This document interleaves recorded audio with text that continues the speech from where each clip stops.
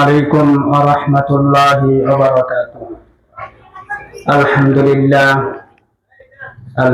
لله نحمده ونستعينه ونستغفره ونؤمن به ونتوكل عليه ونعوذ بالله من شرور أنفسنا ومن سيئات أعمالنا. من يهده الله فلا مضل له ومن يضلله فلا هادي له. ونشهد أن لا إله إلا الله وحده لا شريك له. ونشهد أن سيدنا وسندنا وحبيبنا ومولانا محمدا عبده ورسوله أرسله بالحق بشيرا ونذيرا وداعيا إلى الله بإذنه وسراجا منيرا. أما بعد فقد قال الله تعالى في كلامه المجيد وفي فرقانه الحميد. أعوذ بالله من الشيطان الرجيم. بسم الله الرحمن الرحيم. واعبد ربك حتى يأتيك اليقين. সকলেই চলে গেছে, একদিন আমরাও এই দুনিয়াতে থাকবো না। 3 টুকরা সাদা কাপড় আমাদেরকে পরিধান করতে হবে। এটার থেকে আমরা কেউ বাঁচতে পারবো না। এবং আগামী যত মানুষ এই পৃথিবীতে আসবে, কিয়ামত পর্যন্ত যত মানুষ আসবে, কেউ এই দুনিয়াতে থাকতে পারবে না। এমনকি যে ফেরেশতাকে আল্লাহ তাআলা জান কবজ করার জন্য, রূহ বের করার জন্য যাকে আল্লাহ তাআলা বানাইছেন মালাকুল মাউত আজরাইল ফেরেশতা, সেও বাঁচতে পারবে না মৃত্যুর হাত থেকে। সকলকেই মরতে হবে, ধনী হোক গরিব হোক, শিক্ষিত হোক আর অশিক্ষিত হোক, গ্রামের হোক আর শহরের হোক, যে লেভেলেরই হোক, কেউ মৃত্যুর হাত থেকে কেউ বাঁচতে পারবে না। ওয়াজাআত সাকরাতুল মাউতি বিল হক যালিকা মা কুনতা মিনহু তাহিদ। আল্লাহ তাআলা বলতেছেন যে মৃত্যুর যন্ত্রণা থেকে তোমরা পালাও, বাঁচতে চাইতেছো, পলায়ন করো, তোমরা কেউ বাঁচতে পারবে না। যালিকা মা কুনতা মিনহু তাহিদ। এটা তো সেই মৃত্যু যার থেকে তোমরা বাঁচতে চাইতেছো। কেউ বাঁচতে পারবে না এই মৃত্যুর হাত থেকে। সুস্থ হোক আর অসুস্থ হোক, সকলকেই মৃত্যুবরণ করতে হবে। এখন তো সায়েন্স, চিকিৎসা বিজ্ঞান এত উন্নত হয়েছে যে পরীক্ষা নিরীক্ষা করিয়া বলে দিতে পারে যে মানুষের চোখ সে কতদিন পর্যন্ত সুস্থ থাকবে, যে এতদিন পর্যন্ত এই চোখটা ভালো থাকবে, কিডনি কতদিন ভালো থাকবে, এরপরে কবে ড্যামেজ হবে। চিকিৎসা বিজ্ঞান এত উন্নত, পরীক্ষা নিরীক্ষা করে সে বলে দিতে পারে যে হাতটা এতদিন সুস্থ থাকবে, এরপরে অচল হয়ে যাবে। 2টা পাও এত বছর পরে অচল হয়ে যাবে। কিডনি 2টা এতদিন পরে আর কাজে আসবে না, নষ্ট হয়ে যাবে। শরীরের সমস্ত অঙ্গ প্রত্যঙ্গ চিকিৎসা বিজ্ঞান পরীক্ষা নিরীক্ষা করে সে বলে দিতে পারে কোন অঙ্গটা কতদিন সুস্থ থাকবে, কতদিন পরে অঙ্গটা অসুস্থ হয়ে যাবে, সে বলে দিতে পারে। কিন্তু একটা জিনিস চিকিৎসা বিজ্ঞান বলতে পারে না, যে তার মৃত্যুটা কবে হবে, হায়াতটা কবে শেষ হবে, এটা সে বলতে পারে না। সুস্থ মানুষ হতে পারে রাস্তায় বের হয়েছে, অ্যাক্সিডেন্ট হয়ে এখানেই সে ইন্তেকাল করতে হয়। বিদেশে যাওয়ার জন্য রওনা দিছে, বিমান যদি নিচ দিকে পড়ে যা, হতে পারে তার এখানেই তার ইন্তেকাল হয়ে যাবে। চিকিৎসা বিজ্ঞান এটা বলতে পারে না যে হায়াত কতদিন, এটা নবীদেরকেও আল্লাহ তাআলা জানান নাই। নবীদেরকেও আল্লাহ তাআলা জানান নাই যে সে দুনিয়া থেকে কবে চলে যাবে, জানেন নাই। কেন? যাতে করে প্রত্যেকটা মানুষ, প্রত্যেকটা আল্লাহ তাআলার বান্দা বান্দি যে সেই দিনে কথা মনে করে যে আমার মনে হয় এদের জীবনের শেষ সেকেন্ড, শেষ মিনিট, এইটাই মনে হয় আমার জীবনের শেষ ঘন্টা, এইটাই মনে হয় আমার জীবনের শেষ দিন। এই কথা উপলব্ধি করে, এই কথা মনে করে সে যেন তার জীবনের প্রত্যেকটা মুহূর্ত সে যেন নেক কাজের মধ্যে সে যেন ব্যয় করতে হয়। এই কথা যেন মনে না করে যে আমি তো আরো 20 বছর দুনিয়াতে বেঁচে থাকবো, আমি তো আরো 30 বছর দুনিয়াতে বেঁচে থাকবো, এখনই নেক আমল করার কি দরকার? জীবনের শেষ মুহূর্তে তওবা করে নেব না, জীবনের শেষ মুহূর্তে নেক আমল যা করার করব, যা কিছু করার জীবনের শেষ মুহূর্তে সে 1 সপ্তাহ করলেই তো সারবো, 1 মাস করলেই তো চলে, এত নেক আমল করার কি দরকার? এই কথা মনে করার যেতে কোনো সুযোগ না পা। এই জন্য তার মৃত্যুটা কবে হবে এটা আল্লাহ তাআলা গোপন রাখছেন, যে আজকেও আমার ইন্তেকাল হয়ে যেতে পারে, জুমার পরেও হতে পারে, আগামী যে রাত্র আসতেছে এই রাত্রেও আমার ইন্তেকাল হয়ে যেতে পারে। এই কথা মনে করে সে যেন 24 ঘন্টা তওবা আর নেক আমলের মধ্যে সে যেন থাকে। এখন আমরা কে কখন মরবো আমরা কেউ জানি না। কতই না চেষ্টা করে মানুষ মৃত্যুর হাত থেকে বাঁচার জন্য। মৃত্যুর ওয়াজ করলে কেউ ঘৃণা করে, যে ওয়াজ কেন করে, আমি তো বাঁচতে চাই, আমি তো মরতে চাই না। মৃত্যুর ওয়াজ করলে কেউ ভয় পায়, মরতে চায় না। কিন্তু রাসূলুল্লাহ সাল্লাল্লাহু আলাইহি সাল্লাম বলেন, যারা মুমিন, যারা আল্লাহর খাস বান্দা, তাদের কাছে তো মৃত্যুতে ভয়ের কোনো কারণ নাই, তো ভয়ের কিছু না। আল্লাহ রাসূল বলতেছেন মুমিন বান্দার জন্য মৃত্যু রয়েছে হাদিয়া স্বরূপ, হাদিয়া, উপহার। ইফতাতুল মুমিনিল মাউত, মৃত্যুটা মুমিন বান্দার জন্য এটা হাদিয়া, এটা উপহার স্বরূপ। এই মৃত্যুর দরজার মাধ্যমে সে তার মালিকের সাথে সে সাক্ষাৎ করবে। আল্লাহ দিদার করবে মৃত্যুর মাধ্যমে, আল্লাহ দিদার করবে। কিন্তু এই মৃত্যুর থেকে আজকে আমরা পালায় দিতেছি। ইন্নাল মাউতাল্লাযী তাফিররুনা মিনহু ফাইন্নাহু মুলাকীকুম সুম্মা তুরাদ্দুনা ইলা আলিমিল গায়বি ওয়াস শাহাদাতি ফায়ুনাব্বিউকুম বিমা কুনতুম তা'মালুন। আল্লাহ তাআলা বলেন, হে রাসূল আপনি বলে দেন যে মৃত্যুর থেকে তোমরা পালাচ্ছ, পালায়ে বেড়াইতেছো, মৃত্যুবরণ করতে চাও না, এই মৃত্যুর সাথে মুলাকীকুম, তোমাদের সাক্ষাৎ হবেই। এই মৃত্যুর থেকে পালায়ে তোমরা বাঁচতে পারবে না। সুম্মা তুরাদ্দুনা, এবং তোমাদেরকে আল্লাহ তাআলার কাছে ফিরে দিতে হবে, আল্লাহর কাছে তোমাদেরকে যেতে হবে, যে আল্লাহ গোপন প্রকাশ্য সবকিছু জানেন। ফায়ুনাব্বিউকুম বিমা কুনতুম তা'মালুন, এবং তোমরা যা করতে সবকিছু আল্লাহ তাআলা তোমাদেরকে জানায় দিবেন।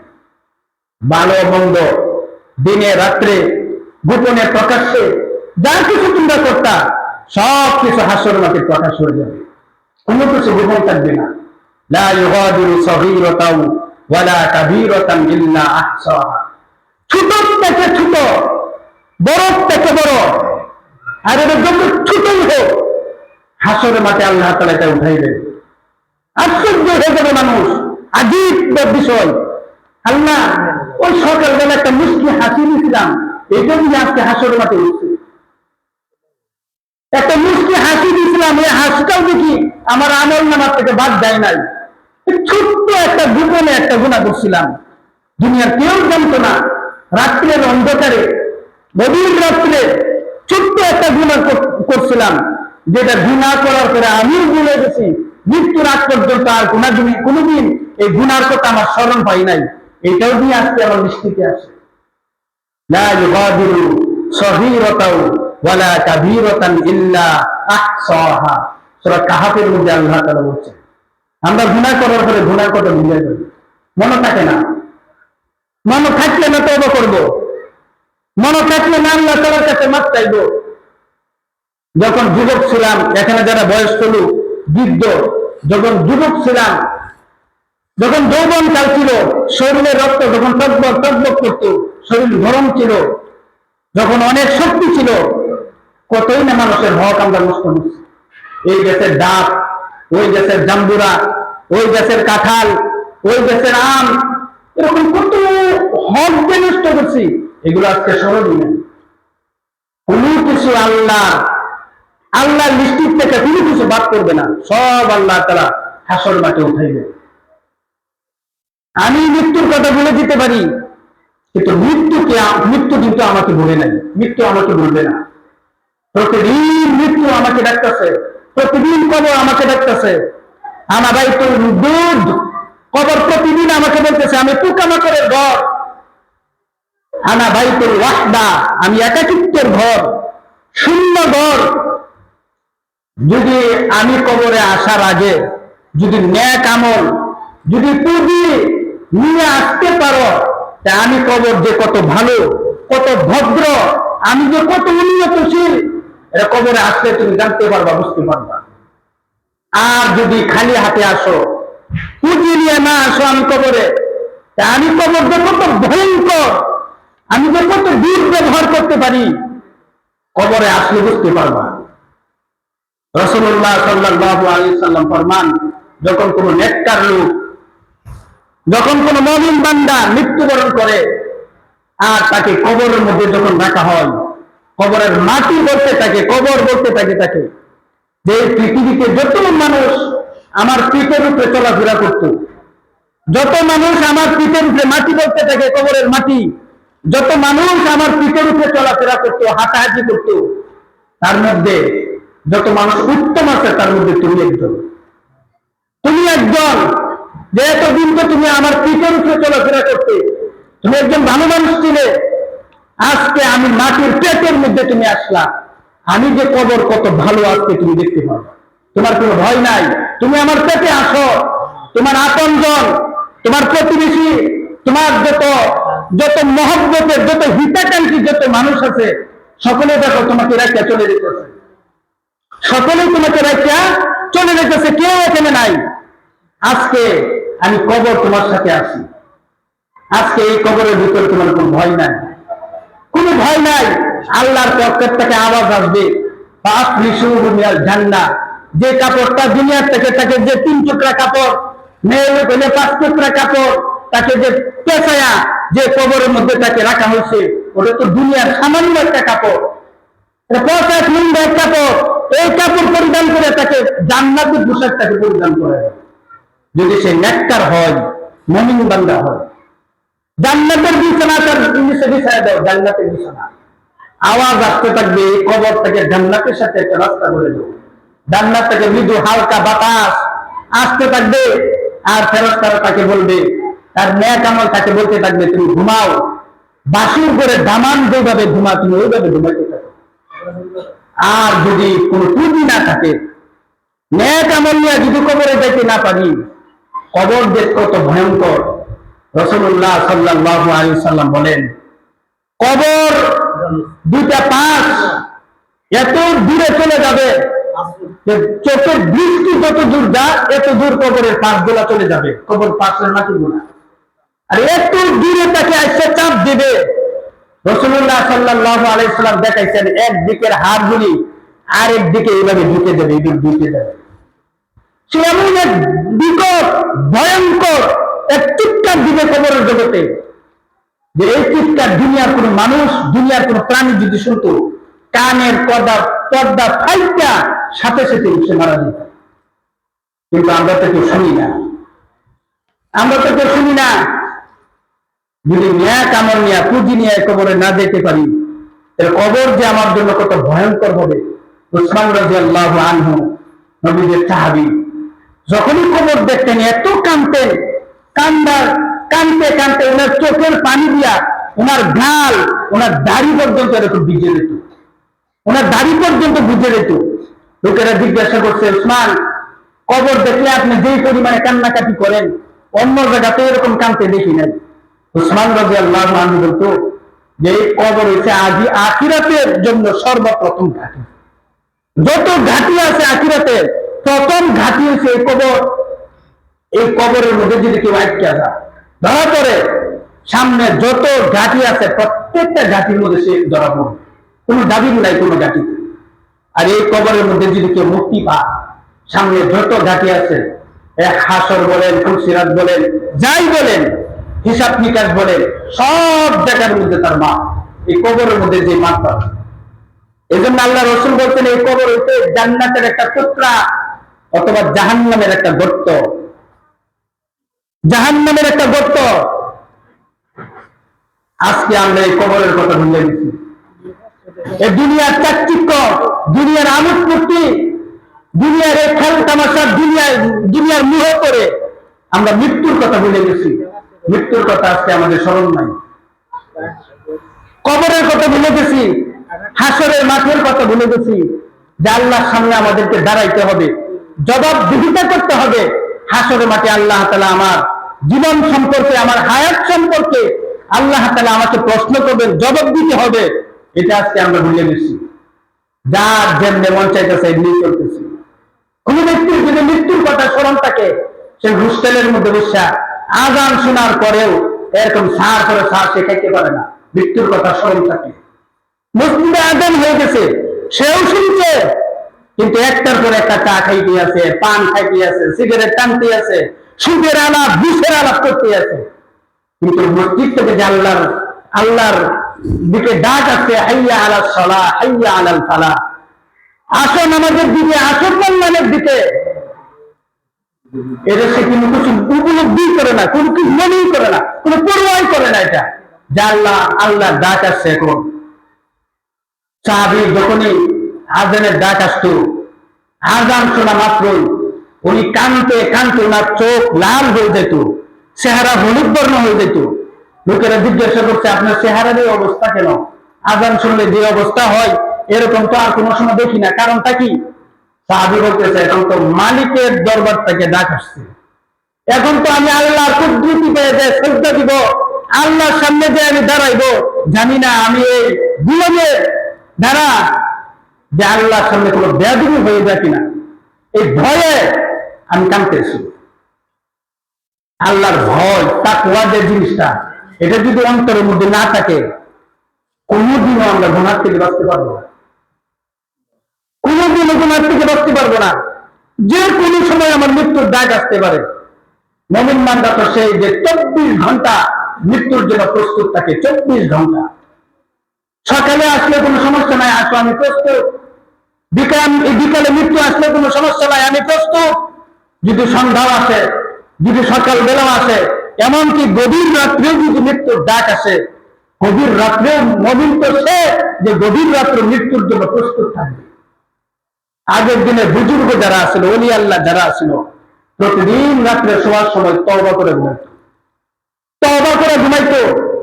ডায়েরির মধ্যে ওসিয়ত করে ফেলতো, ওসিয়ত নামা লেখা এরকম তওবা করে এরপরে তারা ঘুমাইতো প্রতিদিন রাত্রে। কারণ ঘুমও একটা মৃত্যুর ভাই বলা হয়েছে। ঘুমকে মৃত্যুর ভাই বলা হয়েছে।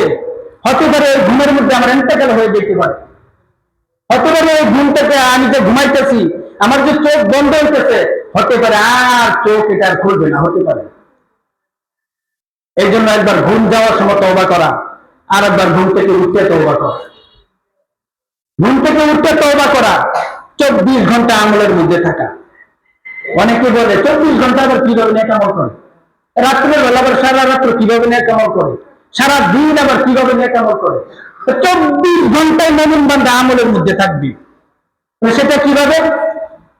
ফজরের নামাজ তো সে আদায় করছে, এরপরে সারাদিন জোহর পর্যন্ত যত কাজ করবে, তার কাজটা যদি আল্লাহর হুকুম, নবীর তরিকা অনুযায়ী যদি হয়, এটা হলো নেক আমল। ফজরের নামাজের পরে সে কৃষি কাজে গেল, সেটা যদি নবীর তরিকায় করে, এই কৃষি কাজ, এই চাষাবাদ, এই মাটি খুঁড়া, এই বীজ বপন করা, উঠানো, এটাও নেক আমল।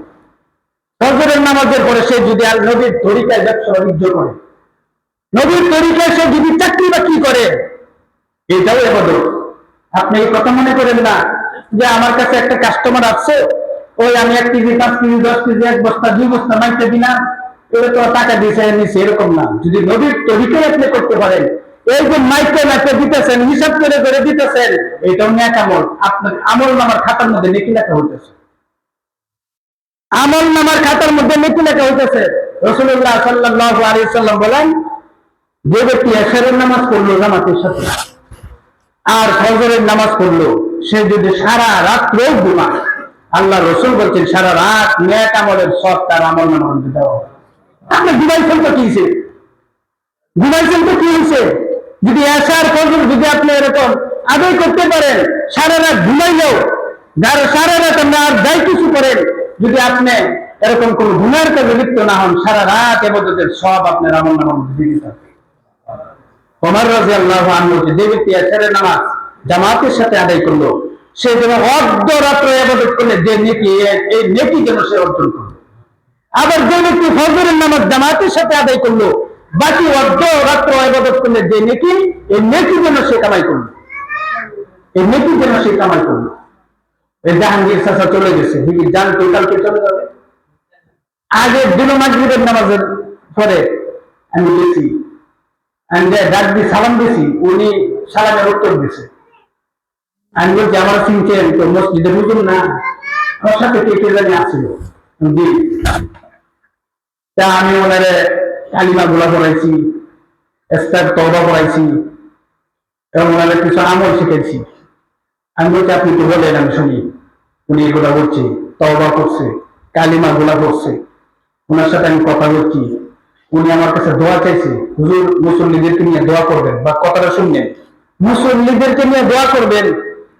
উনি আমাকে বলছে, আমার সাথে আরো কয়েকজন ছিল, কে কে জানি, ওর মিজান ভাই ছিল, এরপর আর কেটা জন্য আসছিল, দোয়া চাইছি। আমি আপনার যদি মসজিদে দোয়া হয়, আপনি আল্লাহ আল্লাহ করেন, আল্লাহ আল্লাহ করেন। কিন্তু উনি অসুস্থ চলে যাবে আমরা সকলেই বুঝছি, কিন্তু এত তাড়াতাড়ি চলে যাবে এটা বুঝি, এত তাড়াতাড়ি বাড়িওয়ালা রেখে বলতে পারে না যে সকালবেলা উনি চলে যাবে। ওনার ছেলে বলছে রাত 12টা পর্যন্ত নাকি ওনার সাথেই ছিল, কথাবার্তা বলছে, অনেক কথাবার্তা বলছে। ওনার যে দুই ছেলে বিদেশ আছে, ওরা ফোন দিছে, বাপের সাথে কথা বলছে, ওরাও জানতো না যে বাবা সকালবেলা চলে যাবে, ওরাও জানতো না। মৃত্যুরা যখন তখন আসতে পারে, যে কোনো সময় আসতে পারে। 24 ঘন্টা মৃত্যুর জন্য প্রস্তুত থাকতে হবে।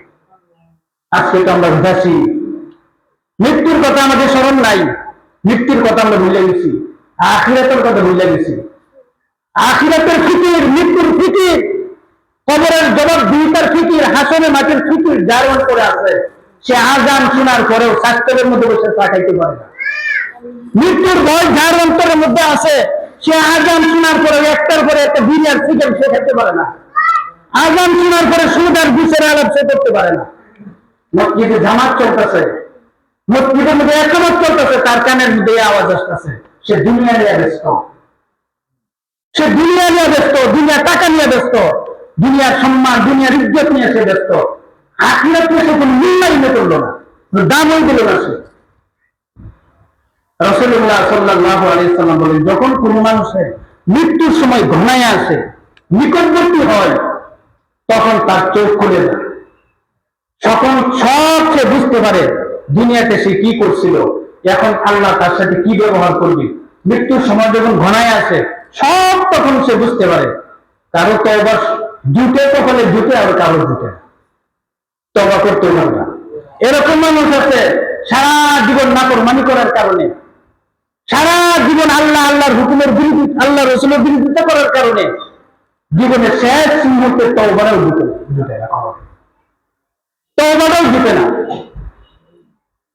কবরের আযাব দুনিয়ার কোন মানুষ যদি জানতো, যদি দেখতো, জানতো যে কবর কত ভয়ঙ্কর, কবর কত কঠিন, দুনিয়ার কোন মানুষ যদি জানতো, না খায়া এক দুধ পানি সে পান করতো না।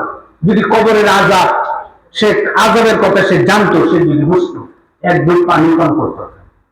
একমাত্র মানুষ আর জিন ছাড়া সকলেই মৃত্যু সম্পর্কে জানে না, মরতে হবে জানে না।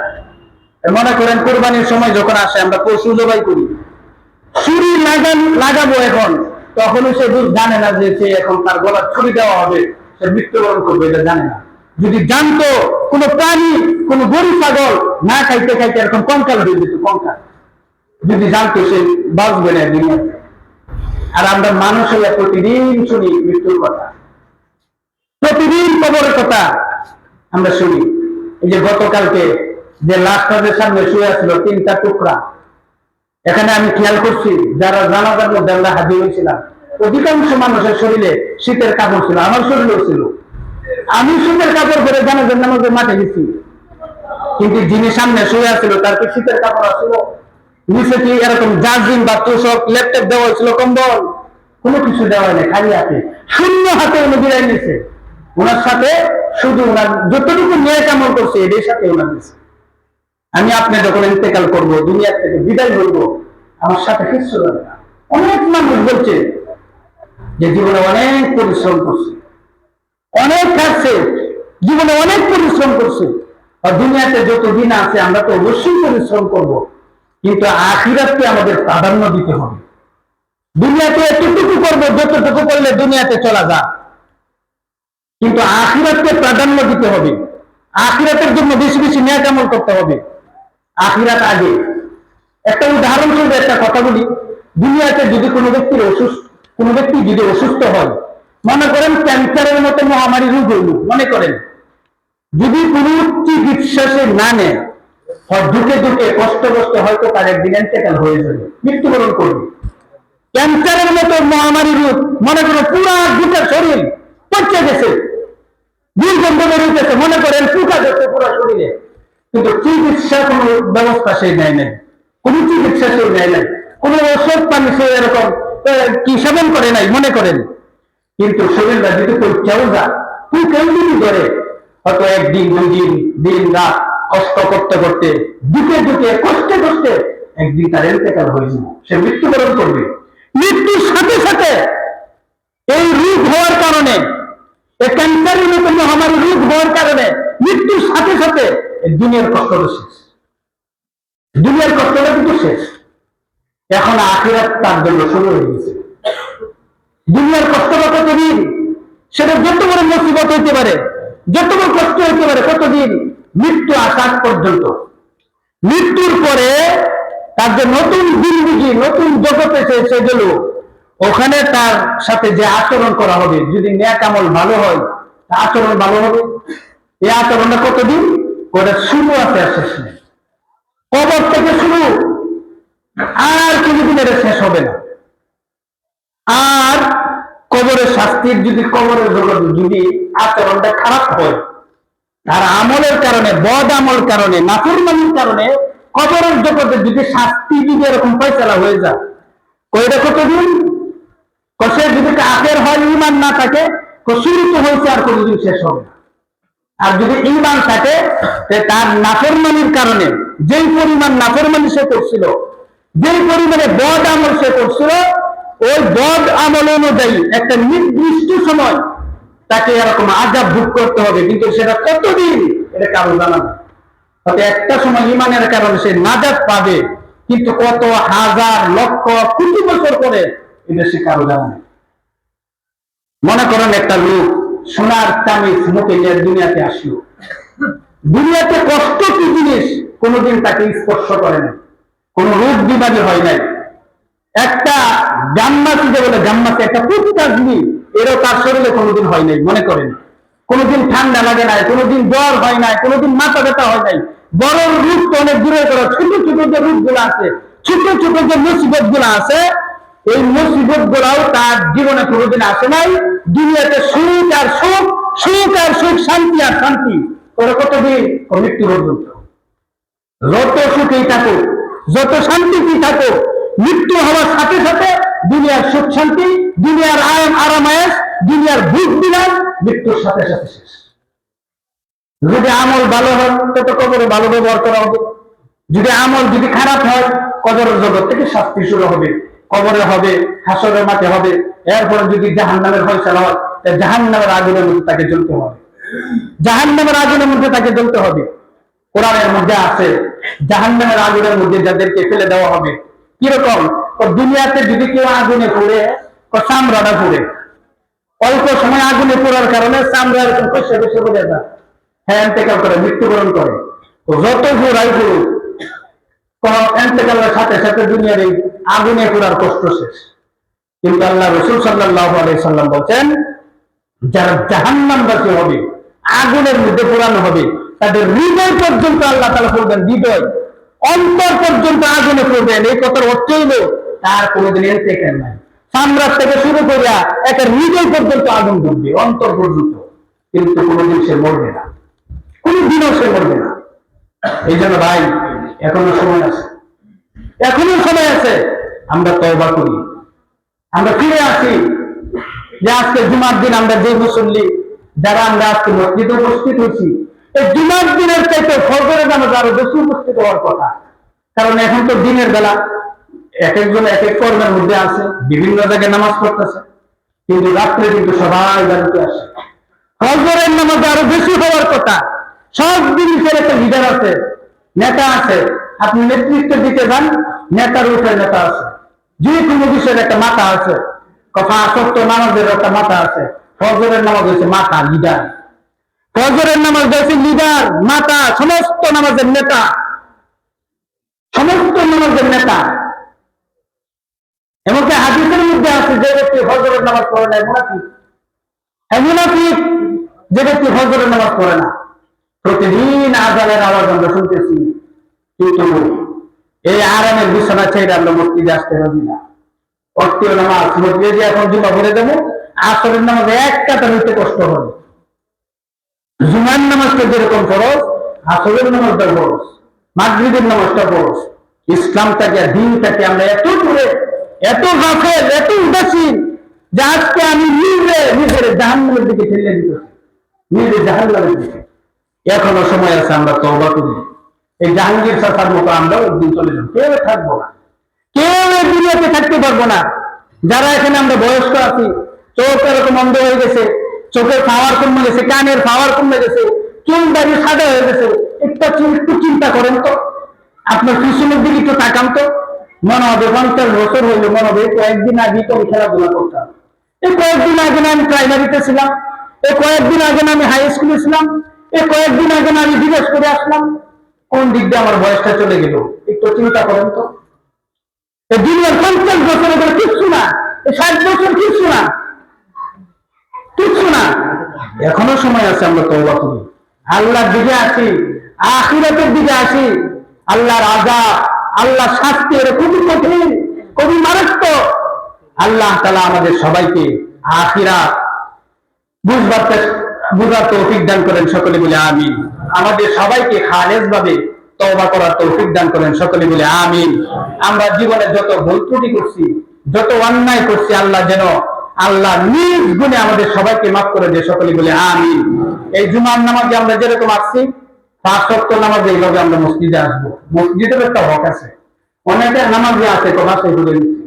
আল্লাহ কোরআনে বলছে ওয়ারকাউ মা'আর রাকিঈন, রুকুকারীদের সাথে রুকু করো, আমি বাসায় বলে নিচ্ছি।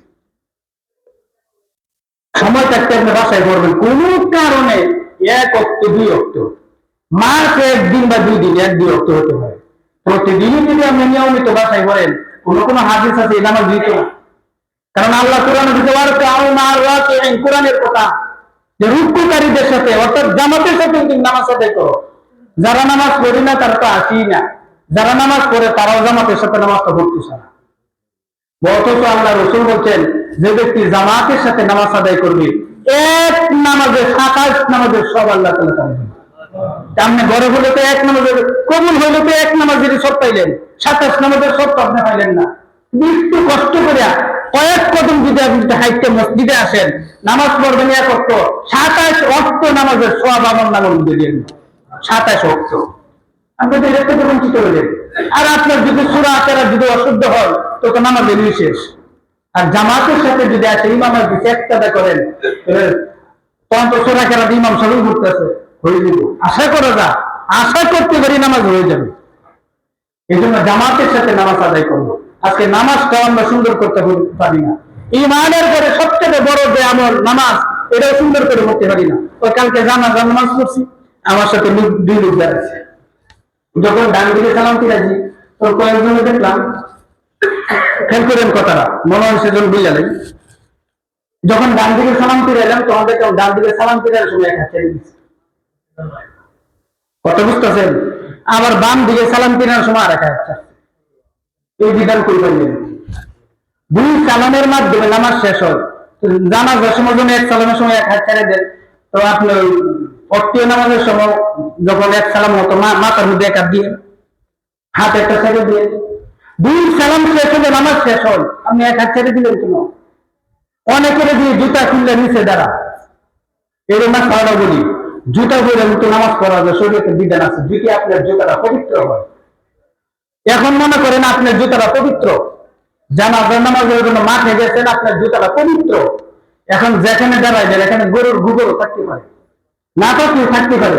এখন পবিত্র জুতা খুললে যদি গোবরের উপরে দাঁড়ান, থেকে নামাজ হবে? নামাজ হবে। যদি আপনার জুতা পবিত্র হয়, যদি এরকম হয়, অনেকে বর্ষাকালে যখন জানাজার মধ্যে যায়, পানি থাকে, পেট কাটা থাকে, তখন অনেকে জুতা খুলতে চায় না। তো জুতা যদি পবিত্র থাকে, পবিত্র জুতা পরে আপনি নামাজ পড়তে পারেন, কোনো সমস্যা নাই। যদি এরকম হয় যে জুতার তলাটা নাফাক থাকতে পারে, আমি টয়লেটে গেছিলাম তো এখানে কোনো নাফাকি লাগিয়ে থাকতে পারে, কিন্তু উপরের অংশটা পবিত্র। আবার যে মাঠের মধ্যে গেছে এখানে গোবর টোবর দেখা যায়, এটাও নাফাক থাকার সম্ভাবনা আছে। তাহলে আপনার জুতা খুললে জুতার উপরে দাঁড়ান, উপরের অংশ যদি পাক থাকে যে জুতার উপরে আপনি দাঁড়ান, কোনো সমস্যা নেই। নিচের অংশ অপবিত্র থাকলে সমস্যা নাই। উপরের অংশ যেখানে নামাজের জায়গা, যেটা উপরের অংশ, এটা যদি পবিত্র থাকে আপনার নামাজ হয়ে যাইব। কিন্তু একেবারে একবারে গণ আরে সবাই ঢালাও ভাবে জুতা খুললে দাঁড়া, আগে খেয়াল করতে হবে ওই মাঠটা পবিত্র কিনা, এখানে কোনো গোবর আছে কিনা, ছাগল গরুর এরকম কোন ময়লা আছে কিনা, এটা আগে খেয়াল করতে হবে। যদি পবিত্র থাকে জুতা খুললেও সমস্যা নাই, কিন্তু না পাক থাকলে আপনার জুতা ফাল দিয়ে দাঁড়ান। আর যদি মনে হয় তো এটা না পাক, জুতার উপরে দাঁড়ান। যদি আপনি এক হাত ছেড়ে দিলেন এক সালাম, তো এটা করবেন না। দুই সালাম ফেরানোর পরে আপনি দুটো হাত ছেড়ে, দুই সালাম ফেরানোর পরে। অনেকে জানে না ওয়াক্তে নামাজ জানে না, রুকু কেমনে করতে হয়, সিজদা কেমনে করতে হয়, কোন জায়গায় কোন দোয়া করতে হয়, এটাও জানি না। বেতনের নামাজ কেমনে করতে হয়, তাহাজ্জুদ কেমনে করতে হয়, জিকির আজকার কেমনে করতে হয়, কোনো না কেমন সব গাফেল। খালি দুনিয়াটা শিখলাম, খালি দুনিয়া, দুনিয়া কেমনে কামাইতে হয়, দুনিয়ার ব্যবসা কেমনে করতে হয়, কৃষিকাজ কেমনে করতে হয়, কোন জমির মধ্যে কি পরিমাণ সার দিতে হবে, বীজ দিতে হবে, দুনিয়া কেমনে সাজাইতে হবে, ঘরটা কেমনে সাজাইতে হবে, জীবনটা, দুনিয়ার জীবনটা কেমনে সাজাইতে হবে, তাহলে এগুলোই শিখলাম। আখিরাত সম্পর্কে কোনো ধারণাই রাখলাম না। আর শেষে কই কি মাফ করার মানে আল্লাহ, আল্লাহ মাফ করে দিব, মাফ করার মানে আল্লাহ। আপনি চাকরি করেন, একদিনও ডিউটিতে করলেন না, কোন মালিক বড় ভালো, মাস শেষে বেতন দিব, ডিউটি না করলে বেতন দিব? হ্যাঁ, আপনি কোনো নেয়াকামলি করলেন না, কোনো কিছু শিখলেন না, আল্লাহ মাফ করার মালিক আল্লাহ। আল্লাহ যেমন মাফ করার মালিক আল্লাহ, এমন ভয়ঙ্কর। আল্লাহ চেহারা দেখে নবীরা পর্যন্ত থরথর করে কাঁপতে থাকবে, আপনি কারা, আমি কারা, নবীরা পর্যন্ত কাঁপতে থাকবে, আমি আপনি কারা, কিছু না জানি। এজন্য তওবার মাধ্যমে আমরা দিনের দিকে আসি, আল্লাহর দিকে আসি।